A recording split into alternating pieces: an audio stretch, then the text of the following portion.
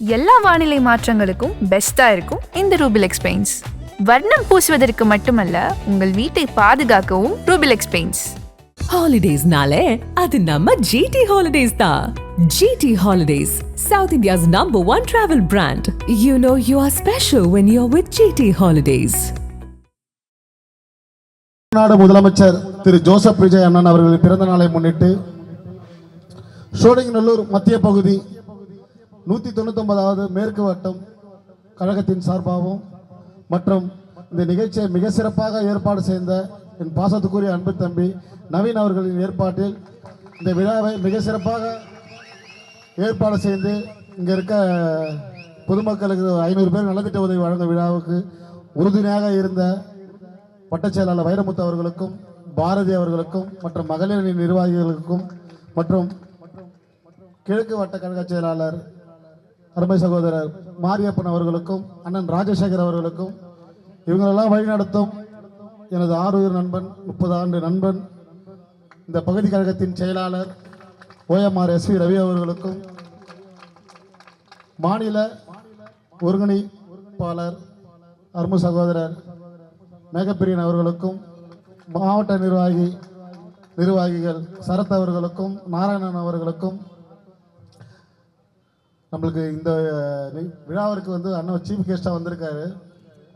ஒரு தைரியம் ஒன்றுன்னு சொல்லுவாங்களே, அது அவர்கிட்ட நம்ம பார்க்குறோம். இந்த வயசில் ஒரு தைரியம் ஒன்றுன்னா அண்ணன் லியோ சுந்தரன்கிட்ட நம்ம பார்க்கலாம்.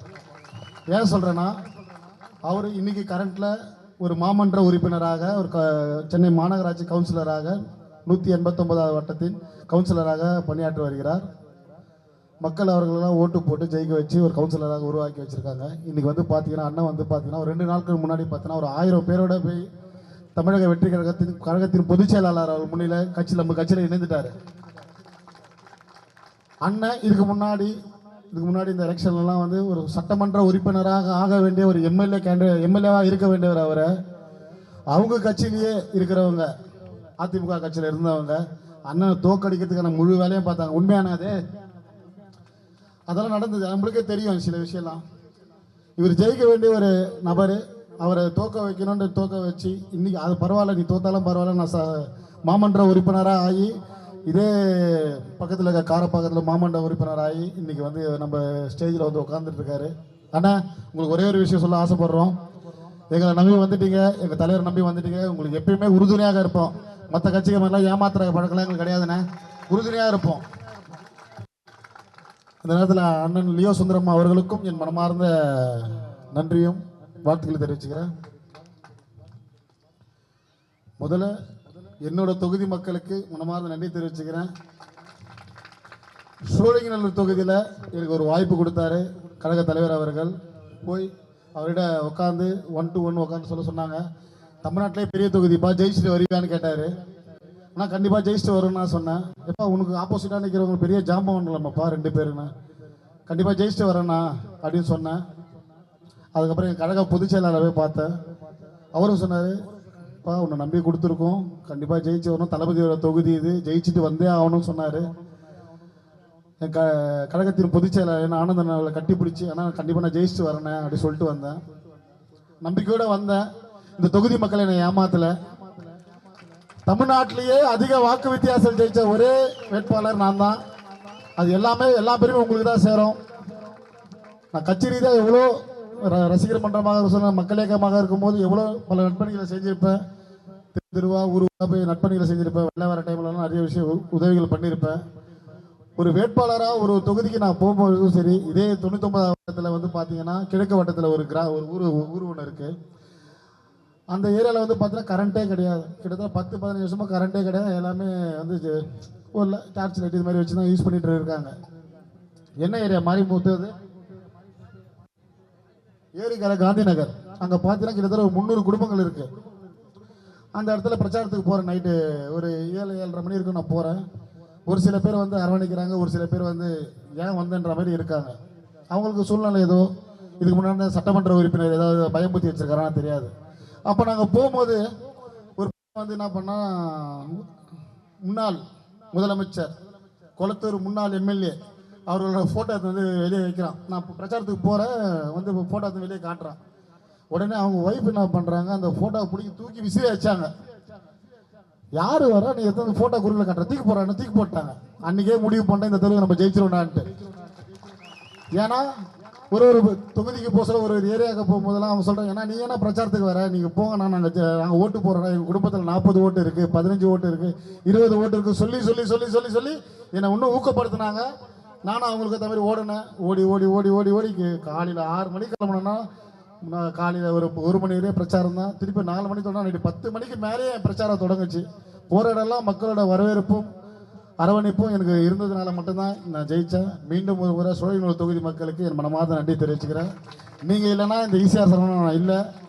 தளபதியோட முகத்தினாலே எனக்கு அடையாளம் கொடுத்தாங்க. அந்த அடையாளம் நீங்கள் கொடுத்தீங்க. எனக்கு விசில் சின்னத்தில் ஓட்டு போட்டு என்னை ஜெயிக்க வச்சிங்க. கண்டிப்பாக உங்களுக்கு எப்பயுமே உறுதுணையாகவும் உணர்வோடு எப்பயுமே உங்களுக்கோசம் பல பணிகளை செய்வேன். உங்களோட வாழ்வாதாரத்தை என்னென்னலாம் உங்களுக்கு கோரிக்கை வைக்கிறீங்க அது எல்லாமே நான் செய்து தருவேன்றதுல தெரிவிச்சுக்கிறேன். அது மட்டும் இல்லாமல் என்னோட கழக நிர்வாகிகள், மாவட்டம், ஒன்றியம், நகரம், பகுதி, ஊராட்சி, மகளிர் நிர்வாகிகள் யாருக்குமே நான் ஒரு ரூபா பணம் தரலைங்க. இந்த 2 கேண்டேட் இருக்காங்கல்ல, இதுக்கு முன்னாடி ஏடிஎம்கே டிஎம்கில், அவங்களாம் ஒரு நிகழ்ச்சி, ஒரு வேட்பாளரை நாளைக்கு இந்த இடத்துக்கு வராருன்னா ஒரு 1 லட்சம் அக்கௌண்ட்டில் விழுந்துடும். அவங்க அந்த ஏற்பாடெலாம் பண்ணி அவங்க பணத்திலேயே அவங்க பெருமையாக வரவேற்கிறதுக்கான எல்லா ஏற்பாடும் பண்ணிடுவாங்க. ஆனால் நாங்கள் 1 ரூபா கொடுக்கலங்க. இந்த இடத்துல சொல்ல ஒரு ரூபா கொடுக்கல. இந்த இடத்துக்கு நாளைக்கு நான் வரேன், நாராயணன் சொல்லுவார், என்னோட மாவட்ட செயற்குழு உறுப்பினர் சொல்லுவாங்க, இந்த இடத்துக்கு நாளைக்கு வராருப்பா, காலையில் 7 மணிக்குன்னா எல்லாமே ரெடி பண்ணி வச்சுருப்பாங்க. நான் பிரச்சாரத்துக்கு மட்டும் போவேன், வண்டியில் மட்டும் போயிட்டு வந்துடுவேன். எல்லா ஏற்பாடும் எங்கள் கழக நிர்வாகிகள் அவங்களோட சொந்த பணத்தில் அவங்களோட மனப்பூர்வமாக அந்த ஒரு விழாவை ஏற்பாடு பண்ணி அந்த பிரச்சாரத்துக்கு முழுமையாக பூர்த்தி செய்து என்னை வந்து வெற்றி வேட்பாளரை உருவாக்கின என் கழக நிர்வாகிகளுக்கும் என் மனமார்ந்த நன்றியை தெரிவிச்சுக்கிறேன். அவ்வளோ கஷ்டப்பட்டிருக்காங்க. நான் ஜெயிக்கிறதுக்கு எல்லாருமே கஷ்டப்பட்டிருக்காங்க. நான் ஜெயிச்சு சும்மா ஏதோ வந்தோம் போனலாம் இருக்காதுமா. இந்த 5 வருஷம்லாம் கிடையாது. இனி வர காலங்கள் எல்லாமே நான் தான் எம்எல்ஏன்றது உறுதியாக சொல்லுவேன். அந்த அளவுக்கு நான் ஒர்க் பண்ணுவேன், ஒர்க் பண்ணிகிட்டே தான் இருப்பேன். எனக்கு தூக்கம் 2 மணி நேரம் தான். ஜெயிச்சுட்டா சந்தோஷமாக இருக்கலாம்டா, நிம்மதியாக கோயில் குளத்துக்கு போய் சாமியுமே கும்பிட்டு வரலாம்டா நினச்சின்னு இருந்தேன். ஆனால் போட்டானுங்க பாரு ஒரு பாம்பு, கரண்ட் இல்லைன்ட்டு. ஐயோ, வாழ்க்கையில் மறக்க முடியாது. டெய்லி என்னோட நம்பர் வந்து கூகுளில் போட்டாங்க. தினந்தோறும் எனக்கு ஃபோனு கிட்டத்தட்ட என்னோட பர்சனல் நம்பர் தான், 20 வருஷமாக அந்த நம்பர் தான் வச்சுருக்கேன். 2 நம்பரையும் பப்ளிக் ஆகி போச்சு. இன்றைக்கி எல்லாரும் ஃபோன் பண்ணுறாங்க, தொகுதி மக்கள் எல்லாருக்கும் ஃபோன் பண்ணுறாங்க. நான் எடுக்கிறேன். ஹலோ எம்எல்ஏ ஆஃபீஸானுவாங்க. இல்லைம்மா எம்எல்ஏ தான்மா பேசுகிறேன். ஆனால் நீங்கள் பேசிட்டீங்களா, ரொம்ப சந்தோஷங்க. இந்த டைமில் ஃபோன் எடுத்துட்டீங்களா? உடனே கரண்ட் இல்லைன்னா உடனே அங்கே இருக்க லோக்கல் ஏஐக்கு ஃபோன் பண்ணி, இபிக்கு ஃபோன் பண்ணி உடனே என்னன்னு பார்க்க சொல்லுவேன். இந்த மாதிரி தொடர்ந்து இவ்வளோ நாளாக ஒரு 25 நாளாக இது மாதிரி தான் தொடர்ந்து பண்ணிகிட்டே இருக்கோம். நிறைய பிரச்சனைகள். நீலாங்காரியில் ஒரு ஏரியா இருக்குமா, நான் இருக்கிற ஊரில் தான் சொல்கிறேன், 15 வருஷமாக ஒரு ஏரியா தண்ணியே விடலை, டேங்க்கு தண்ணி தான். அங்கே வந்து பார்த்தீங்கன்னா உடனே இங்கே இருக்க மணிகண்டன் நம்ம தம்பி இருக்கார், கிழக்கு பகுதி துணை செயலாளர் மணிகண்டன், அது இருக்கார் பாரு. அவர்கிட்ட சொன்னேன், அவர் வாட்டர் சப்ளைலாம் ஒர்க் பண்ணுறாரு, கான்ட்ராக்டாக ஒர்க் பண்ணுறாரு. அவர்கிட்ட சொன்னேன், இதுமாரி இந்த ஏரியாவில் தண்ணி இல்லை, நான் நன்றி தெரிவிக்க வரும்போது தண்ணி இல்லைன்னா பொதுமக்கள் மடக்கி தண்ணி வரல எங்கள் ஏரியாவுக்குன்னு சொன்னாங்க. உடனடியாக இங்கே இருக்க மெட்ரோ வாட்டர் ஏகிட்ட சொல்லி இமீடியட்டாக இவர் தம்பி ஒரு மூலியமாக ரெடி பண்ணி 15 வீட்டுக்கு குழா போட்டு கொடுத்தேன். 10 வருஷமாக இல்லாத குழாவை அன்றைக்கி நாங்கள் போட்டு கொடுத்தோம். முதல் வெற்றியே அங்கே தான் தொடங்குச்சு. உடனே அங்கே இருக்க திமுக கவுன்சிலர் என்ன பண்ணுறேன், நீ யாரை கேட்டு போட்ட, எதுக்கு போட்ட, உன்னை ட்ரான்ஸ்ஃபர் பண்ணுற, நீ யாரா ட்ரான்ஸ்ஃபர் பண்ணுறதுக்கு, நாங்கள் சொல்லணும். அவங்க ட்ரான்ஸ்ஃபர் பண்ணணுமா பண்ணக்கூடாது நாங்கள் சொல்லணும். அவ்வளோ ப்ரெஷர். நாங்கள் ஒரு விஷயத்தை நல்லது பண்ணுவோம். இப்போ இருக்கிற கரண்ட் கவுன்சிலர், இந்த ஊர் கவுன்சிலர் சங்கர் இருக்கார்ல, அவரே சில பல பிரச்சனைகள். நாங்கள் ஒரு விஷயம் நல்ல விஷயத்தை பண்ணுவோம், அப்போ இது பண்ணக்கூடாது பண்ண அழுத்தம் கொடுக்குறது. ஏன்னா அவங்க பதவியில் இருக்காங்க. என்னென்னலாம் அழுத்தம் கொடுத்துங்க, எவ்வளோலாம் சம்பாதிக்கணுமோ சம்பாதிச்சிங்க. இன்னும் 6 மாதமோ 1 வருஷம் தான். இதுக்கப்புறம் இந்த கவுன்சிலர்ன்ற வாடையே இருக்காது, நல்லா தெரிஞ்சு போச்சு. ஏன்னா தமிழக வெற்றி கழகம் தலைவர் ஜோசப் விஜய் கை காட்டுற ஆள் தான் கவுன்சிலர், மேயர் எல்லாமே இருப்பாங்கன்றது நான் தெரிவிச்சுக்கிறேன். ஒரு நாளும் ஒரு பிரச்சனைகள். ரீல்ஸ் போடுறோம். ரீல்ஸுன்றது ஒரு சாதாரண ஒரு சோஷியல் மீடியாவில் ஒரு இன்ஸ்டாகிராமில் ரீல்ஸ் போடுறாங்க. பொதுவாக இன்றைக்கி எல்லாம் யாருமே போடலன்னு சொல்ல முடியும், எல்லா கட்சிக்காரங்களும் போடுறாங்க தான். நீ அவங்களோட அக்கௌண்ட் எடுத்து பார்த்தா தெரியும். நாங்கள் மட்டுமானா புதுசாக ரீல்ஸ் போடுறோம். ரீல்ஸ் ஆச்சு சொல்கிறாங்க. ரியல் ஆட்சிரா எங்களோட ஆட்சி, ரீல்ஸ் ஆச்சுரா ரியல் ஆட்சி எங்களோட ஆட்சி. எவ்வளோ பிரச்சனைகள் எங்கள் தலைவருக்கு கொடுத்தாங்க தெரியுமா? ஒரு இடத்துக்கும் பிரச்சாரத்துக்கு போகும்போதும் சரி, ஒரு இடத்துல பல பிரச்சனைகள் எங்களுக்கு கொடுத்தாங்க. அதெல்லாம் மீறி எங்கள் தலைவர் அவர்கள் உண்மையாகவும் உணர்வோடு பிரச்சாரம் பண்ணாங்க.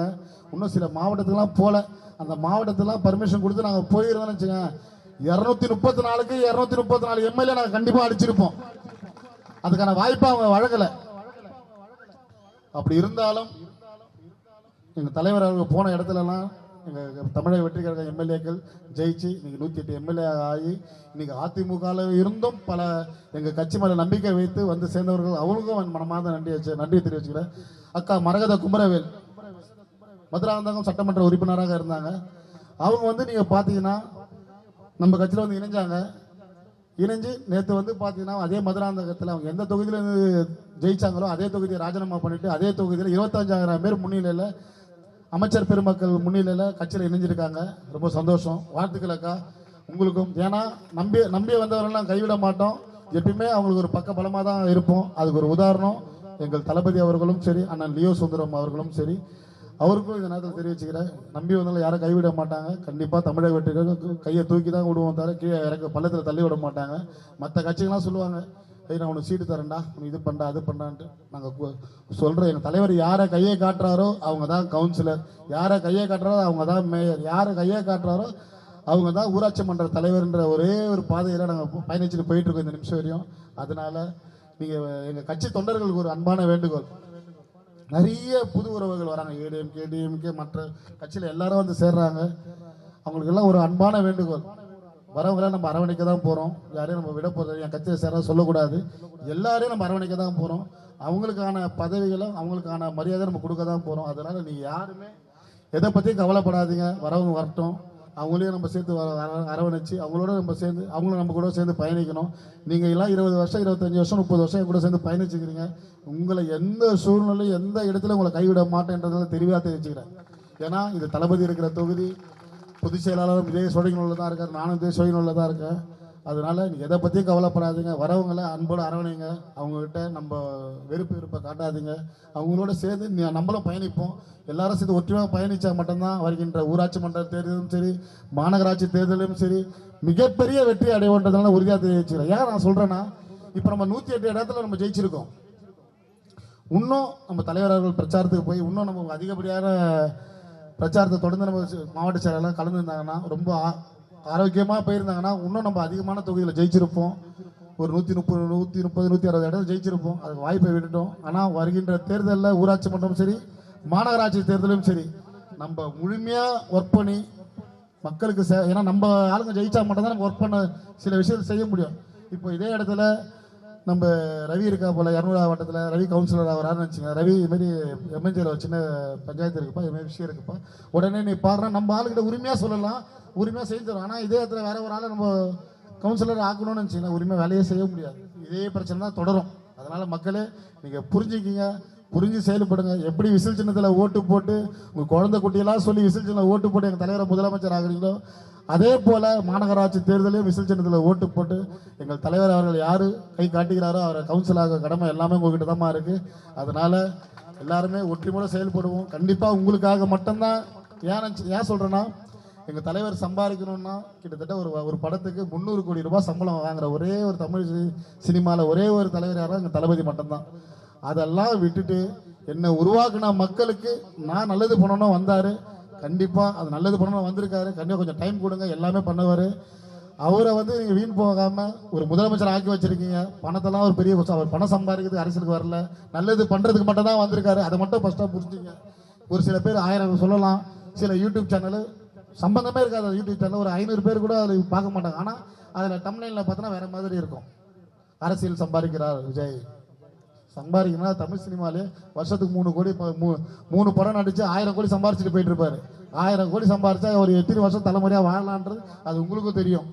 அதெல்லாம் தூக்கி போட்டு போடாடிட்டு போட்டுட்டு இதெல்லாம் இந்த மூஞ்சிலாம் ஒரு படம் நடிக்குமா சொன்ன இடத்துல படமும் நடித்தார். நம்பர் 1 ஸ்டார் ஆனார், சூப்பர் ஸ்டார் ஆனார். இன்னைக்கு தமிழ்நாட்டில் முதலமைச்சராக இருக்கார் எங்கள் தலைவர் அவர்கள். அந்த மாதிரி ஒரு மனிதர். கண்டிப்பாக அவர் பின்னாடி நாங்களாம் இருக்கிறோம். ஏன்னா நாங்கள் சாதாரண குடும்பத்தை சேர்ந்தவர் நிறைய பேர் எம்எல்ஏவாக இருக்கிற போது அவங்களுக்குலாம் ஒரு வாய்ப்பு கொடுத்து எங்களை இன்றைக்கி ஒரு எம்எல்ஏ ஆக்கியிருக்காரு. அவருக்கு இப்போ மட்டும் இல்லை, காலம் ஃபுல்லாக நன்றி கடனாக இருப்போம்ன்றதால் தெரிவிச்சுக்கிறேன். அனைவருக்கும் நன்றி, வணக்கம்.